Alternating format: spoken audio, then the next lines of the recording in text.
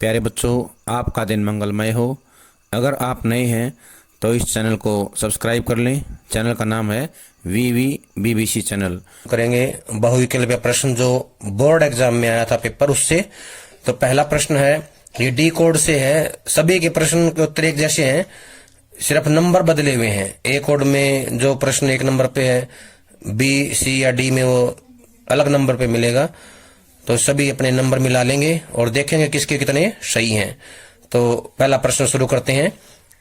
अपठित जो है ये काव्यांश है, अपठित काव्यांश। डी कोड में पहला प्रश्न अपठित काव्यांश दिया गया है। तो सभी देखें, वैसे पढ़ा हुआ है सभी ने, फिर एक बार दोबारा सुन लें। जागो फिर एक बार समर अमर कर प्राण, गान गाए महासिंधु से सिंधु नद तीरवासी, सैंधव तुरंगों पर चतुरंग चमू संग, सवा सवा लाख पर एक को चढ़ाऊं, गोविंद सिंह निज नाम जब कहाऊंगा। किसने सुनाया यह वीर जन मोहन अति, दुर्जय संग्राम राग, फाग का खेला रण, 12 महीनों में शेरों की मांद में आया है आज शयार। ये था हमारा काव्यांश। इसमें पहला प्रश्न है, शयार किसके लिए प्रयुक्त हुआ है? ऑप्शन 1 में दिया हुआ है शया, 2 में दिया हुआ है विदेशी आक्रमणकारी, 3 में है भारतीय जवान, 4 में है सिंधु देश के वीर। तो इसका आएगा विदेशी आक्रमणकारी। पहले प्रश्न का उत्तर है विदेशी आक्रमणकारी। अगला प्रश्न है, किसको जागृत किया गया है? अंग्रेजों को, भारतवासियों को, शेरों को, वीरों को? तो इसमें आएगा वीरों को। जो हमारे वीर जवान हैं, योद्धा हैं, जो क्रांतिकारी हैं, उनको जो है यहाँ पे जागृत किया गया है। देश के लिए जो अपने प्राण न्यौछावर करने के में सक्षम है, योग्य हैं, उनके लिए प्रयोग किया गया है ये जागृत शब्द। वीरों को जागृत किया गया है। सिंधु नद तीरवासी किसे कहा गया है? भारतीयों को, कश्मीर वासियों को, बांग्लादेश वासियों को, वीरों को? तो इसमें आएगा सिंधु नद तीरवासी भारतीयों को कहा गया है। भारतीयों को सिंधु नद तीरवासी कहा गया है। चतुरंग चमू का अर्थ है 4 रंग का, चतुर व्यक्ति, चतुरंगिनी सेना, 4 घोड़े। तो इसका उत्तर आएगा चतुरंगिनी सेना। चतुरंगिनी सेना को जो है चतुरंग चमू कहा गया है। तीसरा जो इसका उत्तर है। अगला प्रश्न है, सैंधव तुरंगों का अर्थ है सेंध्या नमक, सिंधु की लहर, सिंधु देश के घोड़े, सिंधु नदी का सौंदर्य। तो इसका आएगा सिंधु देश के घोड़े। इसका सही उत्तर है सिंधु देश के घोड़े। इसके अथवा में दिया गया काव्यांश है, ये सबसे आसान है और इसमें लगभग सभी के उत्तर ठीक आएंगे जिन्हें थोड़ा सा ध्यान दिया है। ये है पैरा या काव्यांश, धारण करना धैर्य विपद में। विपद होता विपत्ति, विपत्ति में धैर्य धारण करना चाहिए। अरु उन्नति में क्षमा प्रदान, उन्नति में जो है क्षमा प्रदान करनी चाहिए। और सभा में वाक चातुरी, सभा में जो है बोलने की कला आनी चाहिए। सम्रांगण में शौर्य महान, युद्ध में शौर्य दिखाना चाहिए। गुरुपद नति, सिर की शोभा, और सिर की सुंदरता या सिर की जो शोभा है वो गुरु के चरणों में शीश का झुकना है। और हाथ की शोभा दान, और हाथ की शोभा जो है दान है। सत्य वचन मुख की शोभा, सच बोलना मुख की शोभा है। भुजदंडों की शौर्य महान, और बाजुओं की ताकत जो है शौर्य है। उर की शोभा स्वच्छ वृत्ति, हृदय की स्वच्छ वृत्ति शोभा है। शस्त्र श्रवण कानों की दिव्य, और शास्त्रों के बारे में सुनना, अच्छे अच्छे वचन सुनना कानों की शोभा है। सूजनों के ऐश्वर्य बिना भी है ये प्रिय आभूषण भव्य, और सूजनों के बिना जो ये सब कुछ ऐश्वर्य जो है आभूषण जो है जितने भी हैं ये सारे बेकार हैं। सुंदर सुंदर आभूषण भी कोई काम के नहीं है। अब है प्रश्न नंबर 1, दान देना किसकी शोभा है? राजा की, दानी की, हृदय की, हस्त की? तो इसमें आएगा हस्त की। हस्त का मतलब तो हाथ होता है, पहले पैरे में आया था ना, हस्त की जगह हाथ। तो इसका उत्तर आएगा हस्त की शोभा। विपत्ति में क्या करना चाहिए? धैर्य धारण करना चाहिए। ये इसका उत्तर है। ऑप्शन डी है मुकाबला, भागना, चिंतन, ये इसके कोई ऑप्शन नहीं है। तो धैर्य धारण करना इसका सही उत्तर है। वाक चातुर्य कहाँ की आवश्यकता है, जरूरी है? युद्ध में, शास्त्रों में, सभा में, महापुरुषों में? तो आएगा सभा में। सभा में जो है बोलने की कला आनी चाहिए, ये इसका उत्तर है। अगला प्रश्न है शीश की शोभा किसमें है?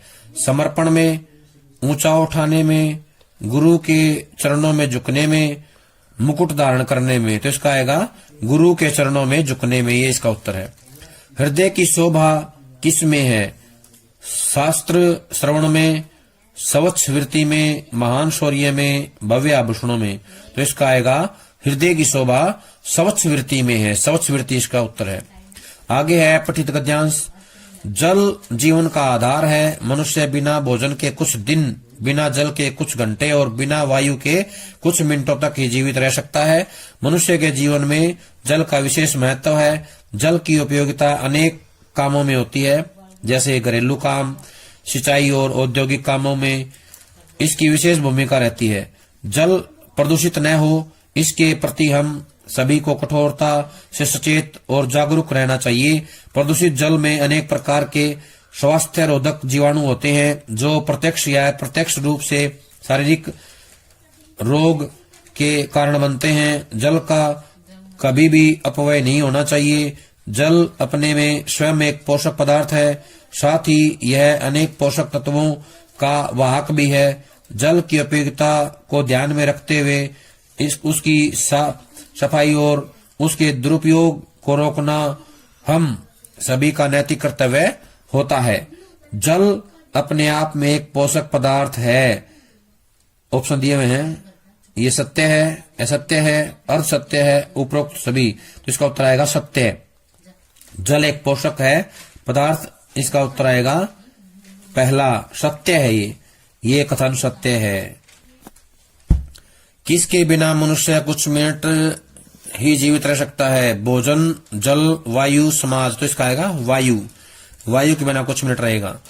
जल की उपयोगिता कहाँ कहाँ होती है? गृह कार्य में, खेती बाड़ी में, उद्योग धंधों में, उपयुक्त सभी? तो इसका आएगा उपयुक्त सभी। यहाँ अपव्यय का क्या अर्थ है? खर्च करना, बचाना, आवश्यकता से अधिक खर्च करना, खरीदना? तो इसका आएगा आवश्यकता से अधिक खर्च करना, ये इसका आएगा आवश्यकता से अधिक खर्च करना। जल की उपयोगिता के लिए क्या करें? दुरुपयोग रोकें, सदुपयोग रोकें, अपव्यय रोकें, प्रयोग न करें? तो इसका आएगा दुरुपयोग रोकें। जल का दुरुपयोग नहीं करना चाहिए। गद्य खंड से प्रश्न है पुराने कवि किस पेड़ में दोलाओं को लगा देखना चाहते थे? शीरीष, आम, अशोक, बकुल? तो इसका आएगा बकुल। बकुल के पेड़ में लगा देखना चाहते थे, ये इसका उत्तर है।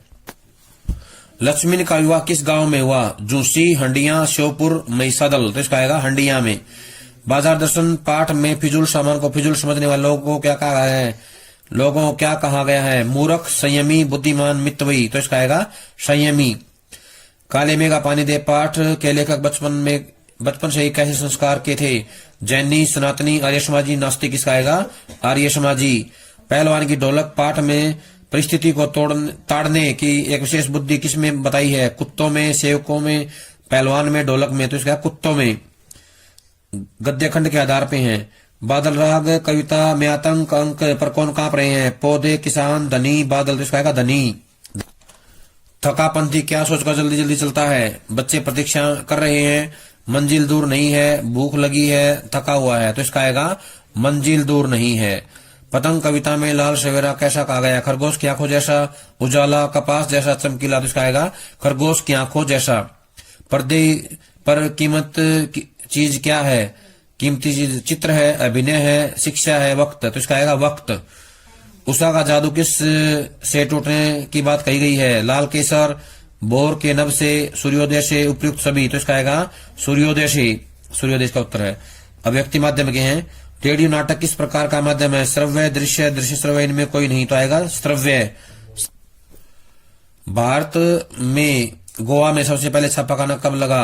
1546 में, 1556 में, 1566 में, 1576 में? 1556 आएगा इसका उत्तर, 1556। भारत की पहली साइट कौन सी है? सीफी, इंडिया इन्फोलाइन, रेडिफ, तहलका? तो आएगा रिडिफ। रिडिफ जो है पहली साइट है। किसी समाचार संगठन के लिए एक निश्चित मानदेय पर काम करने वाले पत्रकार को क्या कहते हैं? पूर्णकालिक, अंशकालिक, फ्रीलांसर, उपयुक्त सभी। तो आएगा अंशकालिक। 6 ककारों में क्या आता है? क्या, कब, कौन, कहां, क्यों, कैसे, उपयुक्त सभी। तो इसका उत्तर आएगा उपयुक्त सभी। व्याकरण के आधार पे प्रश्न है। आशीर्वाद का संधि विच्छेद। आशीष जमावाद, आशीर जमावाद, आशीष जमावाद, आशीवाह जमा द। तो इसका आएगा आशीष जमावाद। पहला इसका उत्तर है आशीष जमावाद। दुह जमातर का संधि है दुहतर, दुस्तर, दुस्तर, दुस्तर। इसका आएगा डी। 4 नंबर ऑप्शन जो है इसका सही है, दुस्तर। सड़क वाला शहर जो होता है ये सही उत्तर है। नीलकंठ में समास कौन सा है? बहुब्री, दमनदव, द्विगु, अवयवी। अब यही इसमें आएगा बहुब्री समास। नीलकंठ में बहुब्री समास है। वाक्य शुद्ध कीजिए। कृपया करके शांत रहिए, कृपया शांत रहिए, कृपया शांत रहिए। तो है कृपया शांत रहिए। तो इसका आएगा पूरे पै वाला। हमेशा कृपया में पूरा पै आता है। तो ये 4 नंबर जो है कृपया शांत रहिए, ये सही उत्तर है इसका। अगला प्रश्न है वाक्य शुद्ध कीजिए। यह रचना उद्देश्यपूर्ण है, यह रचना स्वदेश्य है, यह रचना स्वदेश्यपूर्ण है, यह रचना उद्देश्य सहित है। तो इसका आएगा उत्तर 3। यह रचना स्वदेश्य पूर्ण है, ये सही उत्तर है। यह रचना स्वदेश्य पूर्ण है। प्यारे बच्चों, ये थे एमसीक्यू बोर्ड में आए हुए पेपर के। सभी अपने अपने मिला लेंगे किसके कितने एमसीक्यू सही हैं, और जिसके जितने ज्यादा सही हैं या जिसके जितने भी सही हैं वो वीडियो को सुन करके, देख करके अंत में जो है कमेंट करें किसके कितने नंबर सही हैं। अच्छी लगे तो और बच्चों के पास शेयर करें ताकि और बच्चे अपने आंसर मिला सकें और बच्चे कंफर्म कर सकें कि 40 में से उनके उत्तर कितने सही हैं। तो सभी इस बात का ध्यान दें, शेयर जरूर करना है, लाइक करना है, सब्सक्राइब करना है और इसको ज्यादा से ज्यादा शेयर करें ताकि बच्चे जो है आज ही अपने 40 में से कितने नंबर सही हैं ये कंफर्म कर पाएं। और जो कंफर्म कर लेते हैं वो ये बताएं कि 40 में से कमेंट करके कितने सही हैं। सभी का बहुत बहुत धन्यवाद।